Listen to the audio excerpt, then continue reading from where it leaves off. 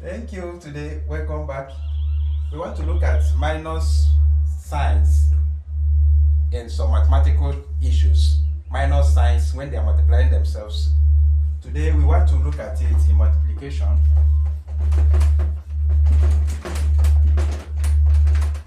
Multiplication of signs.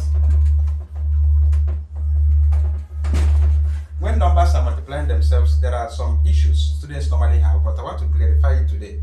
When two numbers are multiplying themselves with negative signs or positive signs, what will be the result? Let's clarify that. When a number is having maybe minus 3 times minus 2, so you say it's plus 6. How?